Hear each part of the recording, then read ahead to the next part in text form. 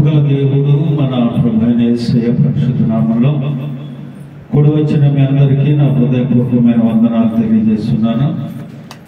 కొద్దిసేపు దేవుని మాటలు విందాం. పరిశుద్ధ గ్రంథము నుండి ఇర్మీయా గ్రంథము 4వ అధ్యాయము 8వ వచనాన్ని చదువుకుందాం. ఇర్మీయా గ్రంథము 4వ అధ్యాయము 8వ వచనం.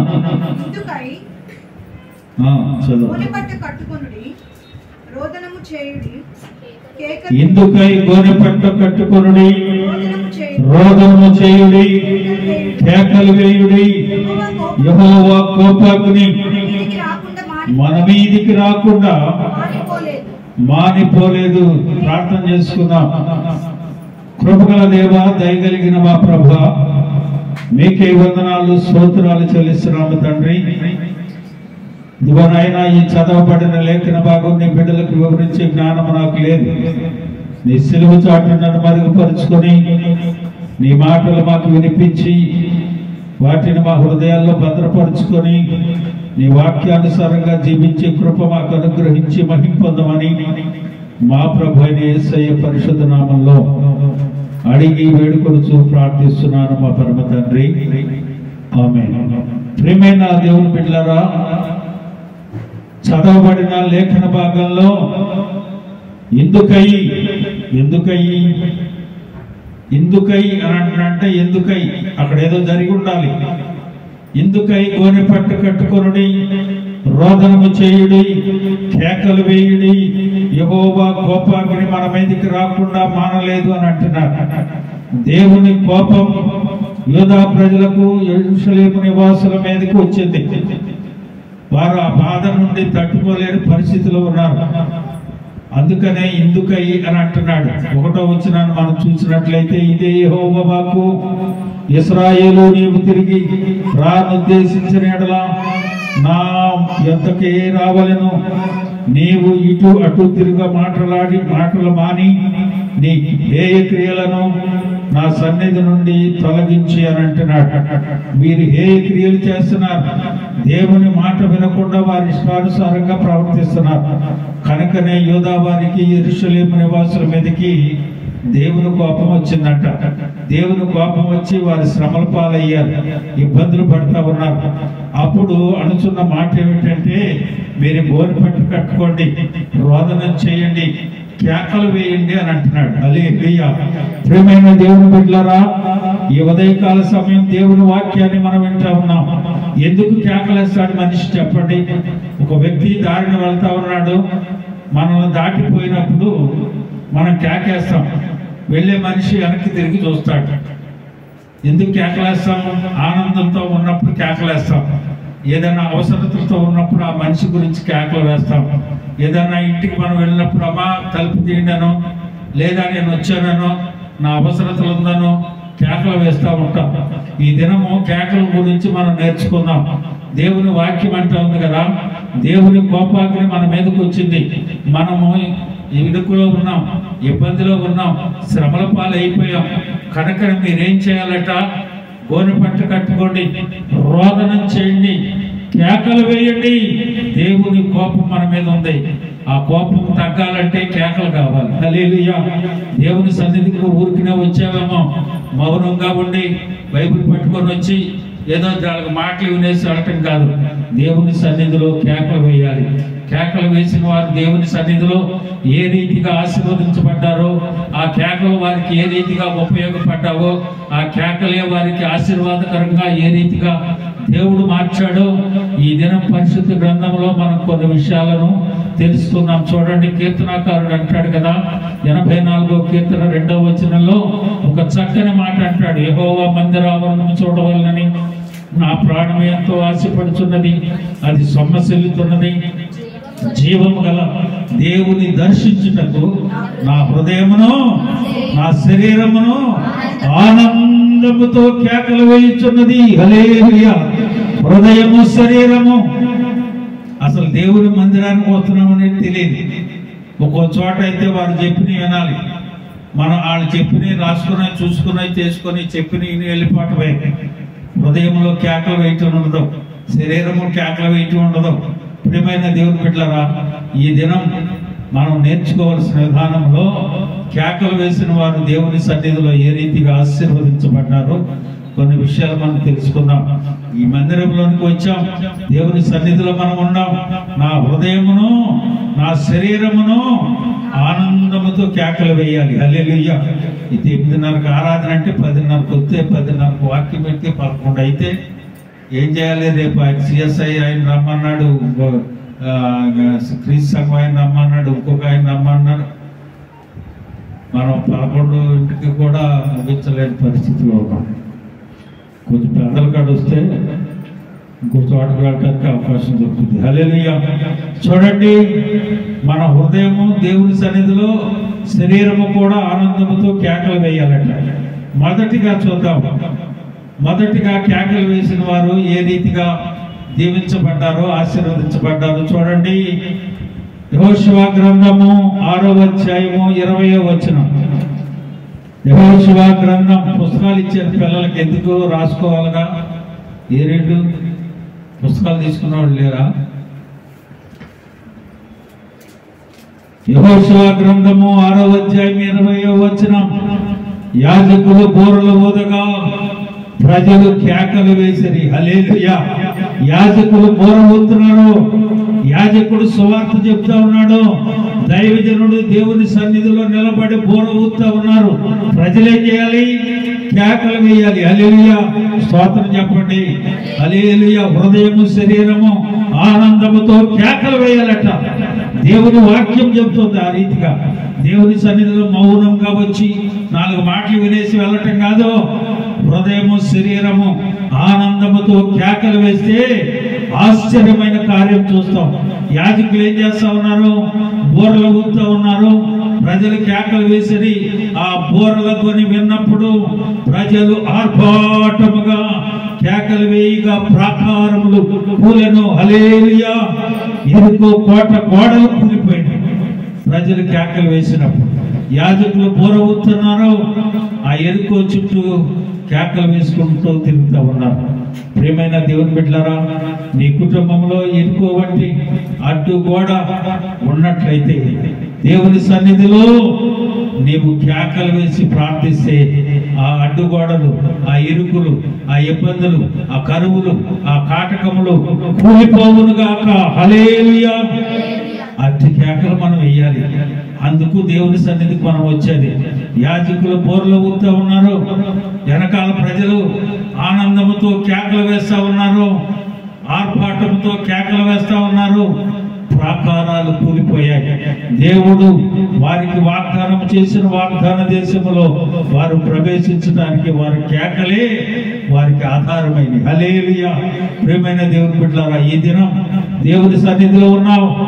ఏ బాధలు నీకున్నాయో, ఏ అడ్డుగోడలు ఉన్నాయో అవి తొలగిపోవాలి అనంటే దేవుని సన్నిధిలో నువ్వు కేకలు వేసి ప్రార్థించాలి. హల్లెలూయా.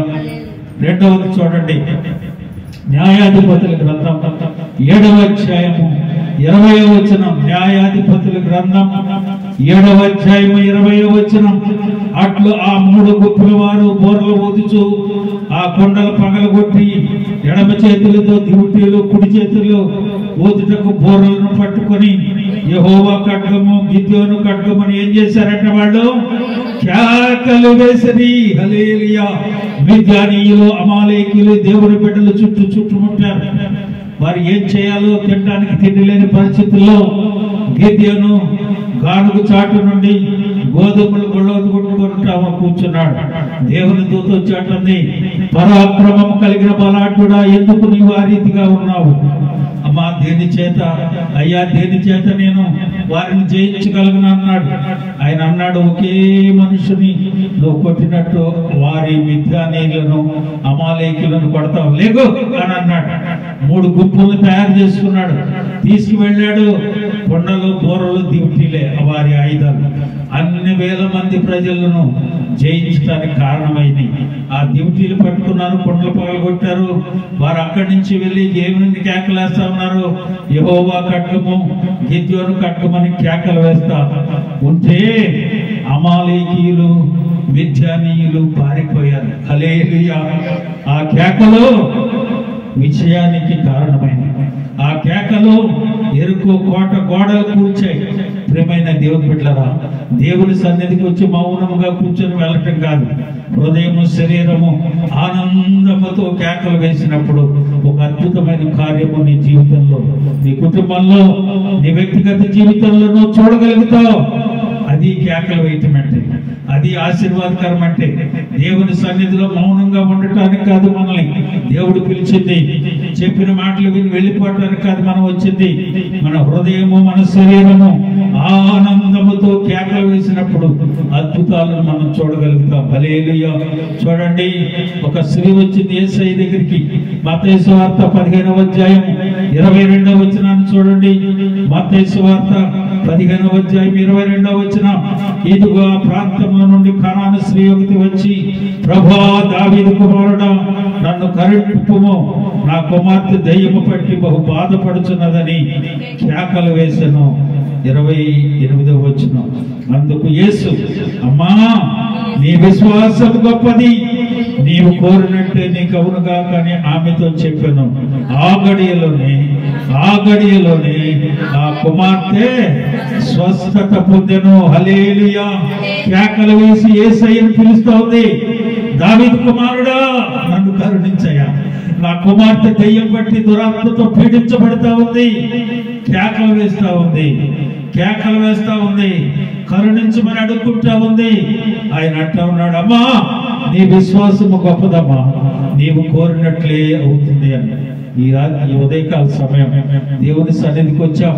నీ ఇబ్బందిని ఎత్తి, నీ ఇరుకుని ఎత్తి, నీ శ్రమని ఎత్తి, అయ్యా దావీదు కుమారుడా, నన్ను కరుణించని కేకలు వేస్తే ఆనాడు కనాను స్త్రీకి ఇచ్చిన ఆశీర్వాదం నీకు కూడా ఇవ్వటానికి దేవుడు సిద్ధంగా ఉన్నాడు. నువ్వు చేయవలసిన పని ఏంటి? నీ హృదయము, నీ శరీరము ఆనందంతో ఆయన కేకలు వేసినప్పుడు, ఆయన్ని అడుక్కున్నప్పుడు, అయ్యా దావీదు కుమారుడా, మమ్మల్ని కరుణించని వేడుకున్నప్పుడు ప్రభు తప్పక కార్యము నెరవేర్చి తీరుతాడు. హల్లెలూయా. చూడండి, 4వదిగా 3 అయిపోయారు. ఎరుకో కోట గోడలు కూలిపోయినాయి. మిద్యానీయులు, అమాలేకీయులు పారిపోయారు. జయాన్ని ఇచ్చాడు. కనాను స్త్రీ యొక్క కుమార్తె ఆ కేకల వలన దేవుడు ఆశీర్వదించి జయాన్ని వెళ్ళగొట్టాడు. 4వది చూడండి, లూకాసు వార్త 17వ అధ్యాయము 12, 13 వచనాలు చదువుకున్నాం. లూకాసు వార్త 17వ అధ్యాయము 12, 13 వచనాలు. ఆయన యొక్క గ్రామంలోనికి వెళ్ళుచుండగా 10 మంది కుష్ఠ రోగులు ఆయనను ఎదుర్కొని వచ్చి దూరముగా నిలిచి, యేసు ప్రభువా, మమ్మను కరుణించమని ఏం చేశారు? కేకలు వేశారు. వెంటనే ఆయన శుద్ధిని చేశాడు. ఆయన ఆ కుష్ఠరోగాన్ని వెళ్ళగొట్టాడు. 28వ వచనం 17వ వచనానికి మనం చూస్తే 10 మంది వెళ్ళారు, శుద్ధులయ్యారు. తిరిగి వచ్చింది మాత్రం ఒక్కడే. వాడు వచ్చి దేవుని స్తుతించుకుంటూ కృతజ్ఞతాస్తుతులు చెల్లిస్తూ యేసయ్య దగ్గరికి వచ్చాడు. అయ్యా, నీకు వందనాలు బాబు, నా రోగాన్ని పోగొట్టావు, నేను కృతజ్ఞ ఉంటానని ఆయన దగ్గరికి వచ్చి కృతజ్ఞతాస్తుతులు చెల్లిస్తూ ఉన్నాడు. ఈయన ఏం మాట అంటున్నాడంటే, అందుకు యేసు, 10 మంది శుద్ధులైన కారా, ఆ 9 మంది ఎక్కడ అన్నాడు. ఈనాడు పరిస్థితి ఎలాగొంది క్రైస్తవుల్లో?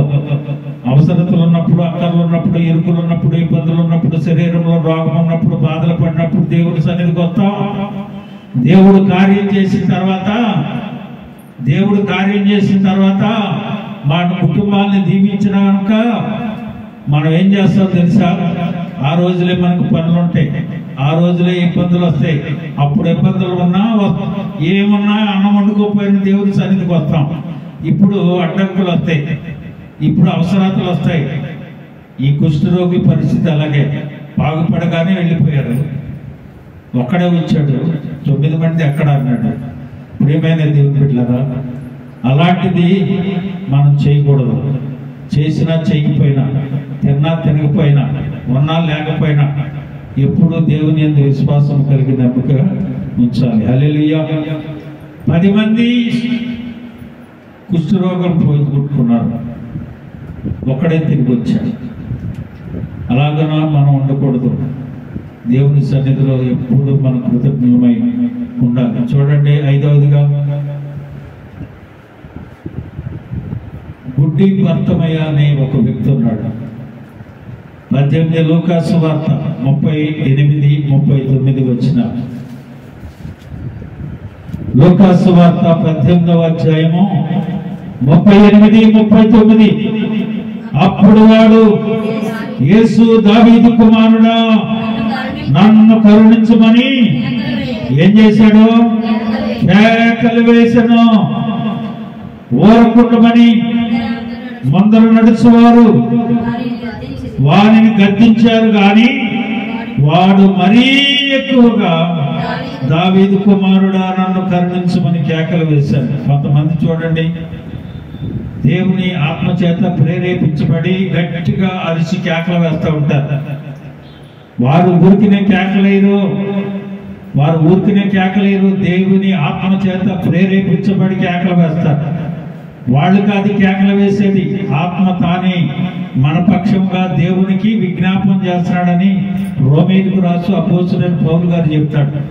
ఆత్మ తానే మీకు ఎలాగూ ప్రార్థన చేయవల్లో తెలియదు కనుక ఆత్మ తానే మీ పక్షంగా చెప్పసఖ్యము కాని మూలుగులతో తండ్రికి విజ్ఞాపనం చేస్తూ ఉంటారు. కొంతమంది సిగ్గుపడతా ఉంటారు, ఏమిటి ఈయన ఈ రీతిగా కేకలేస్తున్నాడు, ఆ రీతిగా కేకలైపోతే ఆయనకి వినపడదా అని అంటాడు. దేవుని వాక్యం ఏం చెప్తా ఉంది? కేకలు వేసుకోండి రా బాబు, కేకలు వేసి ప్రార్థన చేయండి, దేవుని వాక్యం అంటా ఉంది. అలాగూ చేసిన వారు దేవుని చేత దీవించబడ్డారు, దేవుని చేత ఆశీర్వదించబడ్డారు. ఇక్కడ చాలా ప్రాముఖ్యమైన విషయం ఒకటి చెప్తాను మీకు. చూడండి, ఆ చదువుప్పుడు వారిని గద్దించేవాడు మరి ఎక్కువగా దావీదు కుమారుడా నన్ను కరుణించమని కేకలు వేశారు. ఇతనికి ఏంటి లోపం? చూడండి, ఇతనికి ఏంటి లోపం? ఏం చదివేప్పుడు లోపం అంటే దీనికి? అప్పుడు యేసు దావీదు కుమారుడు నన్ను కరుణించమని కేకలు వేశాడు. ఇతను ఉన్న లోపం ఏంటి? గుడ్డోడేమన్నా, కళ్ళు కనపడవు. గుడ్డి బర్తమయ్యాను ఉంది కదా దేవుని వాక్యంలో. కళ్ళు కనిపించినోడు ఏం చేస్తున్నాడు? కేకలేస్తున్నాడు. ఇతనికి ఏంటి లోపం? కళ్ళు. కేకలు వేసి లోపమున్న దానికోసం తనకు ఉన్న వాటిని ఉపయోగించుకున్నాడు. అర్థమైందా ఇప్పుడు మీకు? ఏమన్నా కళ్ళు కనిపించట్లేదని మిగతా వాటిని వాడుకోకుండా ఊరుకోవాలి. నోరుంది, నోటిని వాడుకున్నాడు. చేతులున్నాయి, చేతులు ఇచ్చి అయ్యా అని వేడుకుంటున్నాడు. ఇతరులను నివారించారు అని ఉంది. కళ్ళు కనపడిపోయినా ఆమెను వెంబడిస్తున్నాడు. అర్థమవుతుందా మీకు? అర్థమైందా ఇప్పుడు? ఉన్నది ఒక లోపమే, కానీ ఉన్న వాటిని ఉపయోగించుకుంటున్నాడు. చేతులను ఉపయోగించుకున్నాడు, కాళ్ళను ఉపయోగించుకున్నాడు, నోటిని ఉపయోగించుకుంటున్నాడు.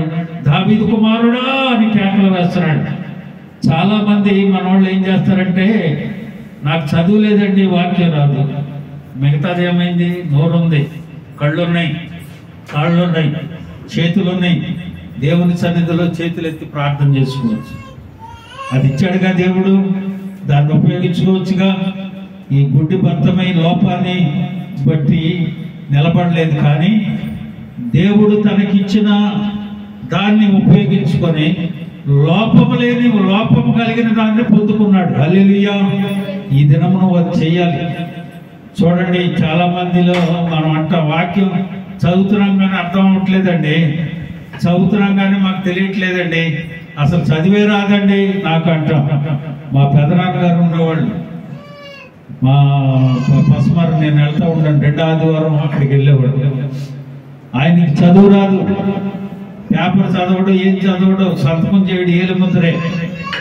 కానీ దేవుని వాక్యాన్ని చదివి బోధిస్తాడు పాస్టర్ గారు ఆయన. హల్లెలూయా! అది ఒకటే చదువుతాడు, బైబిల్ ఒకటే చదువుతాడు, బయటవి ఏం చదవడు. దేవుడు ఆ రీతిగా ఆయనకి ఇచ్చాడు. దేవుని పరిశుద్ధ గ్రంథం తీసి చదువుకుని వాక్యం చెప్తాడు, బయటకు వచ్చిన తర్వాత పేపర్ కానీ ఏదన్నా కానీ చదవలేదు. అంత జ్ఞానం ఇచ్చాడు దేవుడు ఆయన. హల్లెలూయా.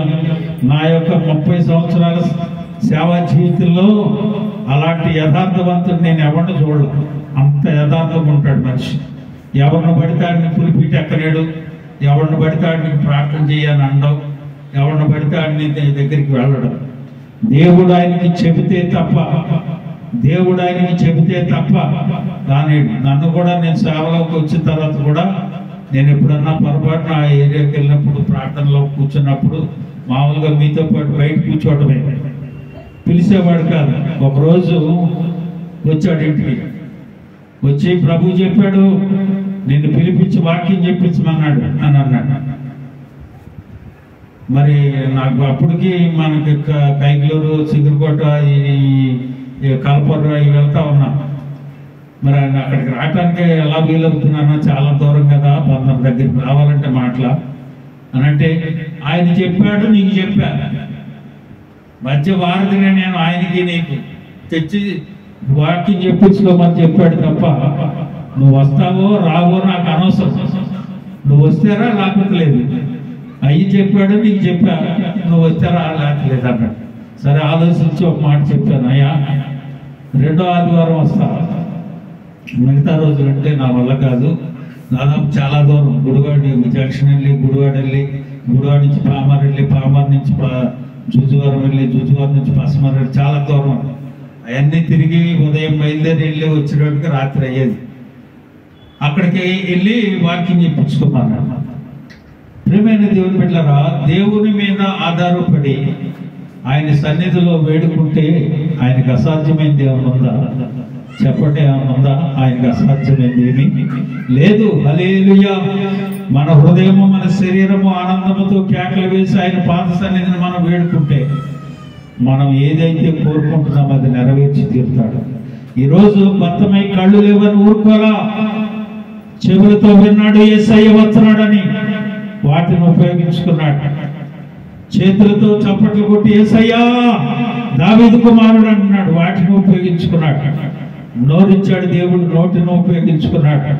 కాళ్ళు ఇచ్చాడు దేవుడి, ఆ కాళ్ళతో నడుస్తూ ఆయన్ని వెంబడిస్తా ఉన్నాడు. ఎన్ని అవయవాలుంది, అన్ని నీకు ఇచ్చిన దేవుణ్ణి నువ్వు వెంబడించలేని పరిస్థితిలో ఉన్నాడు. ఈరోజు భర్తమై ఉన్న వాటిని ఉపయోగించుకొని లేని దాన్ని పొందుకున్నాడు. హల్లెలూయా. మనం కూడా అదే చేయాలి. ఏది లేదని నువ్వు దిగులు చెందుతా ఉన్నావో, ఏది లేదని నువ్వు బాధపడతా ఉన్నావో, నీకు దేవుడిచ్చిన దాన్ని ఉపయోగించుకొని లేని దానిని పొందుకో. హల్లెలూయా. అదే పని చేశాడు గుడ్డివాడైన భర్తమయ్యి. చూడండి, యేసు ప్రభు కూడా కేక వేస్తా ఉన్నాడు. ఏమంటున్నాడు తెలుసా? ప్రయాసపడి భారం మోసుకున్న సమస్త జిల్లాలో నా ఎద్దుకు రండి అని కేకలేస్తున్నాడు. హల్లెలూయా. ఆయన కూడా పిలుస్తున్నాడు. ఎంతకాలం మేము ప్రయాసతో ఈ లోకంలో జీవిస్తావు? క్షణభంగురమైన జీవితం. రాత్రి నేను జ్ఞాపకాలతో కొడుకు వెళ్ళాను. చిన్న వయసులో కొడుకు అవుతాడు మా మరదల గారు. అప్పుడు చిన్న వయసులో చనిపోయాడు. బాగా తాగుడికి బానిస అయిపోయి లివర్లో అయిపోయాడు, హార్ట్ అటాక్ వచ్చి చనిపోయాడు చిన్న వయసులో. చూడండి, ఏ వయసులో ఎప్పుడు మనల్ని దేవుడు పిలుచుకుంటాడో మనకు తెలియదు. ఉన్న సమయాన్ని ఉపయోగించుకొని దేవుడు పిలిచిన పిలుపుకి లోబడి ఆయన అంటున్నాడు, ప్రయాసపడి భారం మోసుకున్న సమస్త జిల్లాలో నా ఎద్దుకు రండి అని కేకలేసి పిలుస్తున్నాడు ఆయన. ఎంతకాలం ఈ భూమి మీద మనం ఉంటామో తెలియదు. బయటికి వెళ్ళి తిరిగి ఇంట్లోకి వస్తామో లేదో తెలియదు. ఏ క్షణంలో ఏం జరుగుతుందో తెలియదు.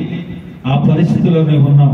ఇప్పుడే నీ హృదయాన్ని, నీ శరీరాన్ని దేవుడికి అప్పగించుకొని ఆయన సన్నిధిలో కేకలు వేసుకొని లేని దాన్ని నువ్వు పొందుకొని ప్రభు కోసం ప్రయాసపడు. హల్లెలూయా.